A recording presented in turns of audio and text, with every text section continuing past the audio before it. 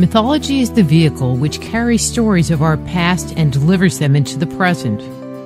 Myth often recounts the chronicles of the gods. Their tales are passed from generation to generation through oral traditions until they were finally carved into stone or written on cloth, skins, bark, paper, or papyrus. In the Western world, stories of the gods such as Zeus, Osiris, Thor, and Enki were once accepted as true recollections of our past. The rise of the Catholic Church caused our belief in these stories to decline. The gods who once ruled the skies, the waters, and the underworld were no longer viewed as supreme and almighty beings. They were transformed from being omnipotent masters who ruled the skies and walked the earth into unexplainable aspects of the natural world.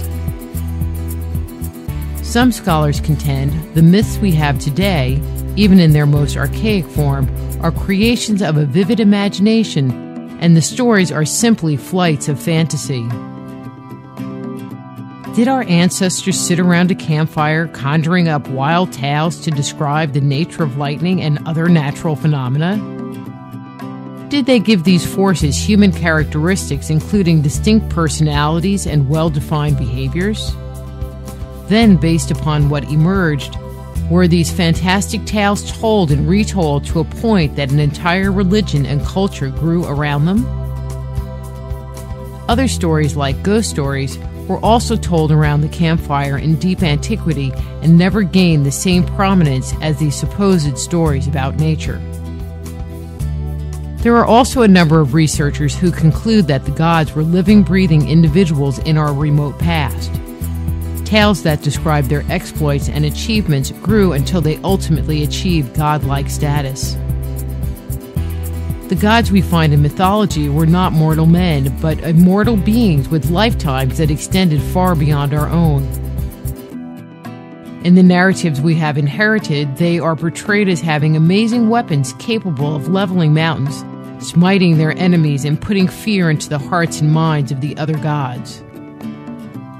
They are depicted as flying through the skies over incredible distances in their celestial chariots. And instead of being a peaceful, loving God like we imagine today, the gods of myth were constantly fighting amongst themselves, vying for ultimate power and control. It's hard to imagine our ancestors creating these wild yarns. When we look to legends based upon historic individuals, we do not find the same kind of grandiose, godlike portrayal. In the legends of King Arthur and the Knights of the Round Table, Arthur is never afforded supernatural skills. Stories surrounding him are filled with tales of brave knights and their noble deeds. Arthur is assisted in his journeys and plights by Merlin the magician, who used spells and potions to assist his royal compatriot. Even in this rich mythological lore, we do not find tools and weapons that to this day confound the modern reader with their incredible power and abilities. What could our ancestors have drawn upon to come up with these magnificent and detailed accounts? What did they know of flying machines or high-tech weapons? The flippant justifications mentioned earlier that degrade our ancestors' observational skills and integrity do not explain one major point.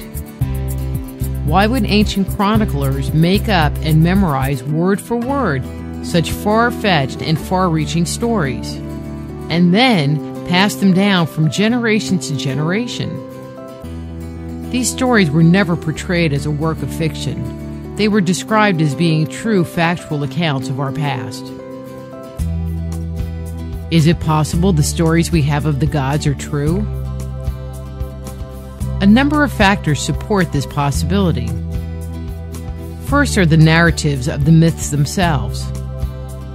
When myths discussing the earliest periods of time are laid out side by side, one remarkable fact immediately surfaces.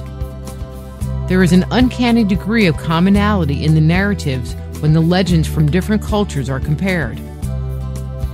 Take the biblical account of Noah's flood. It is estimated that there are over 500 flood legends worldwide.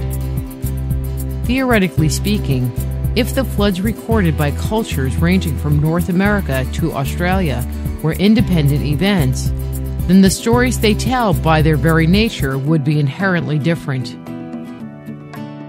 Flooding caused by a hurricane would naturally be experienced and described differently from a flood resulting from a tsunami. In turn, a disastrous and uncharacteristic rise in the level of the Nile during its annual rainy season should on all accounts be recorded in a very distinct way as well. Elements of the story, including the people involved, the cause of the flood, the means of their survival, and the identification of those who lived through this tragedy would each be different. Interestingly, this is not what we find. In a nutshell, myth recalls there was a pious, virtuous, or righteous man who is warned of an impending flood. He builds a boat, an ark, digs a canoe, climbs on a log, a leaf, a reed, or climbs to the top of a tree or mountain to escape the rising waters. He survives this disaster with his wife, his sister, or several other family members. In some stories, animals are taken onto the boat or climb to the top of the mountain. There are also several instances that relate how an animal, such as a bird, is released in order to assess whether dry land has appeared. This eerie parallel is not the only one we find when comparing myths. They are constantly found in the stories of our past to a point that seems statistically impossible. Continuing on, using the flood narrative as an example, the only explanation that could account for the commonality of this myth is that cultures from around the world are all telling the same story. Could the flood have occurred in one geographical area, and the survivors then spread out to repopulate the world? We know from the archaeological record that Australia was populated roughly 60,000 years ago. This date would imply that the flood would have had to occur prior to human habitation in that region. Did a flood occur somewhere on the Earth some 60,000 years ago, and their survivors then spread across the globe and shared their amazing brush with death? It's possible, although highly unlikely. One thing to consider when evaluating these ancient texts is who wrote the story. One way to help determine the authorship of these stories is to look at the perspective through which the myth itself is told. Geraldine Woods, in her book AP Literature and Composition for Dummies, states, "Literature provides a lens through which readers look at the world. Point of view is the way the author allows you to see and hear what's going on. An author's point of view can provide us with insights into his psyche. It is the lens through which he views the world. Every author's voice is unique. It sets the tone of the work. Each author uses a different vocabulary, a different set of values, and a different set of priorities as they relay their thoughts and ideas. A soldier who survives a fierce battle in a war-torn country would describe his experiences differently than someone at home who sees the carnage on television.